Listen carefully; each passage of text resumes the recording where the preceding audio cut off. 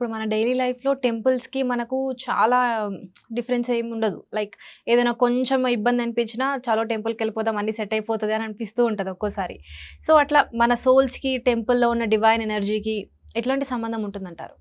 Temple అనేది అక్కడికెళ్తే ఏవి తీరిపోవు. హ్మ్. టెంపుల్ అనేది ఇది మనకి రీచార్జ్ బ్యాటరీ లాంటిది. ఓకే. సో, ఇప్పుడు మీరు ఏ టెంపుల్, ఏ స్తూపాలు ఏది చూసుకున్నా మీకదొక పిరమిడ్ స్ట్రక్చర్‌లో ఉంటుంది. అవును. ఓకే. ఆ పిరమిడ్ స్ట్రక్చర్స్‌లో ఎందుకుంటాయి అంటే, ఒక అద్భుతమైన కాస్మిక్ ఎనర్జీని అది గ్రాస్ప్ చేసుకుంటుంది. హ్మ్. శ్రీచక్రం చూడండి. అద్భుతంగా ఎనర్జీని తీసుకుంటుంది. హ్మ్.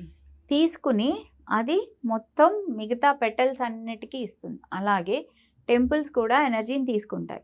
సో, ఆ మధ్యలో ఉన్న విగ్రహం హ్మ్. మనం డివైన్ బీయింగ్స్ అని వాళ్ళకి పిలుచుకుంటున్నాం. అంటే పదే పదే అదే పేరు పిలవడం వల్ల అదే ఎనర్జీ అందులోకి అందులో. ఫ్లో అవుతూ ఉంటుంది. హ్మ్. శివ ఎనర్జీ హ్మ్. పదే పదే ఓం నమ నమః శివాయ శివాయ. అంటాం. హ్మ్.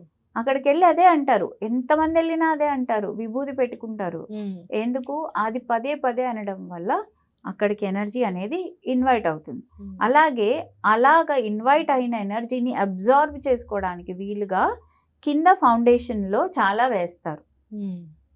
ఓకే. సో, రాగి రేకు, వెండి రేకు, బంగారము ఇలాగా లోహాలు వేస్తారు. హ్మ్. ఇలాగ వేసి దాన్ని ఎనర్జీ బాడీ లాగా తయారు చేస్తారు. హ్మ్. సో, ఈ ఎనర్జీ బాడీ ఉంది. ఆటోమేటిక్‌గా సోల్ అట్రాక్ట్ అవుతుంది. హ్మ్. వెళ్తుంది. అంటే ఏంటి?